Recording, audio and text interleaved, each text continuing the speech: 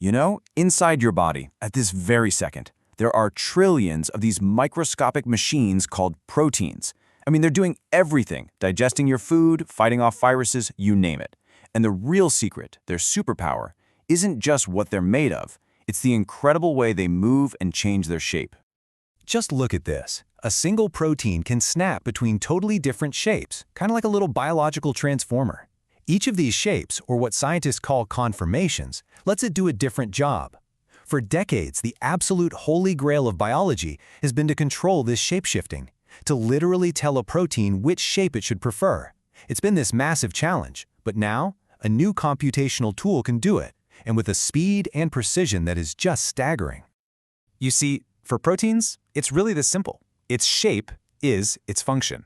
I mean, think about a pair of scissors, right? When they're closed, they can't do anything, but when they're open, they can cut. Proteins are exactly the same. That ability to switch between shapes is literally how they get their work done. So why is controlling this so important? Well, think about it. If we could lock a protein into a specific shape, we could design smarter drugs that only go after the sick version of a protein. We could build way more effective vaccines, or even invent entirely new biotechnologies.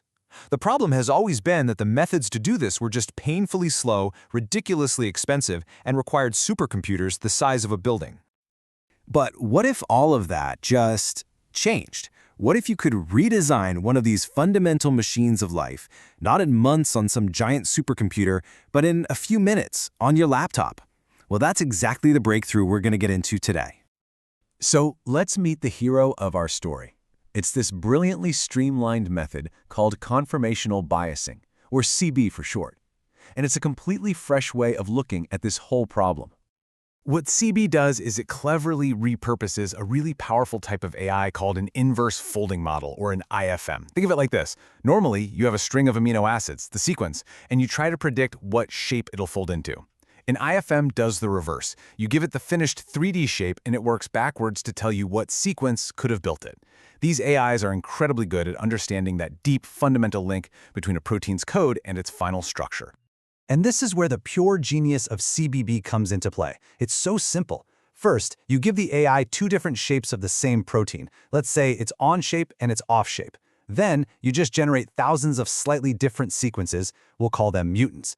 The AI then does a taste test for every single mutant, scoring how well it fits into the on shape and how well it fits into the off shape. And here's the kicker. You don't care about the highest score. You look for the mutants with the biggest difference between their scores. You're looking for the ones the AI says are a perfect fit for on, but a terrible fit for off, or the other way around. Okay, so that theory is really elegant, right? But the real question is, does it actually work? Does it hold up when you test it on real important proteins? The ones involved in human diseases. So for the first test, let's look at a protein called K-Ras. Now, this one is a major driver of a lot of different cancers. It basically acts like a switch. When it's in its active state, it tells cells to grow and divide like crazy. But in its inactive state, it's totally harmless. So a huge goal in cancer research is to figure out how to lock K-Ras in that off position for good. And it worked. It absolutely worked. CB crunched through thousands of K-Ras versions, and its predictions were spot on. The variants it flagged as preferring the inactive shape really did bind better to other proteins that recognize that state. And the ones it predicted to be active biased did the exact opposite. It could just pick out the winners, plain and simple. All right, now for a totally different challenge. The infamous spike protein from the SARS-CoV-2 virus. There's a little piece of this protein that has to physically flip up into an up position before it can grab onto our cells and start an infection. If that piece stays down, the virus is basically disarmed. And boom, the tool nails it again. This is just brilliant. CB predicted that the variants biased to the up position would be way better at latching onto human cells, and they were. This means the tool could actually predict which mutations might make a virus more infectious, just by controlling this one tiny little shape change. This brings up a really important question, though. What is the secret sauce here? I mean, why is this contrastive method, this comparing of two shapes, so much more powerful than just asking the AI to design a good sequence for the one shape you want? Well, it turns out that if you just ask the AI to find the best sequence for a single shape, it often just gives you mutations that make the protein more stable overall, which is fine, but it doesn't really change its preference. But conformational biasing, by forcing that comparison, zeroes in on the really specific, subtle changes that don't just make the protein better in general. No, it finds the tweaks that actively push the balance, the ones that alter its function by changing its favorite shape. Okay, so we know the tool is a fantastic predictor, but can you actually use it to build something totally new, right from scratch? Well, that's what the researchers tested next, by trying to engineer a kind of super enzyme called LplA. They set themselves two opposite goals. Goal number 1, create an open biased version. The idea was that forcing the enzyme into its open shape would make it promiscuous, a tool that would go around attaching chemical labels to lots of different proteins. Goal number 2, create a closed biased version. This should do the opposite, making it a highly selective tool that only labels its one single target. And the results were just wow, unbelievably clear. The experiment worked exactly as they had hoped. The open-biased versions became super promiscuous, and the closed-biased ones became incredibly selective, even more selective than the original enzyme they started with. Now, this quote from the paper is so important. Let me break it down. What they're saying is that CB didn't just break the enzyme or make it randomly better or worse. It surgically retuned one specific property, its selectivity, without messing up its main job at all. This is targeted, rational engineering on a level that, honestly, was pretty much science fiction until now. So why should we care? I mean, why is having two versions of the same enzyme, one that's super selective and one that's super promiscuous, such a game changer for scientists? Well, because they aren't just one enzyme anymore.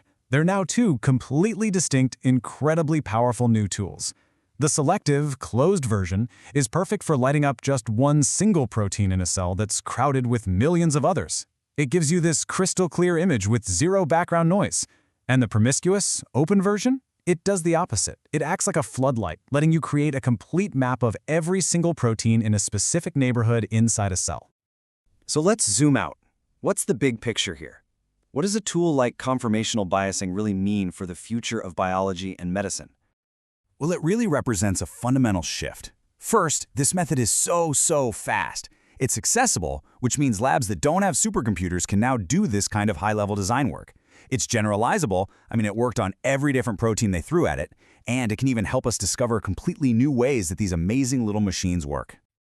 And just to put that speed into perspective for you, this tool can analyze over 3,000 different versions of a protein in less than a minute, and it can do that on a single off-the-shelf graphics card, the kind you could buy for a gaming PC.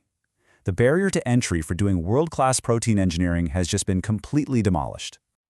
So I'll leave you with this thought. We now have a tool that lets us rapidly and rationally redesign the fundamental building blocks of all life. We can tune their function, we can give them new jobs, and we can fix them when they break. The only real question left is, what should we design first?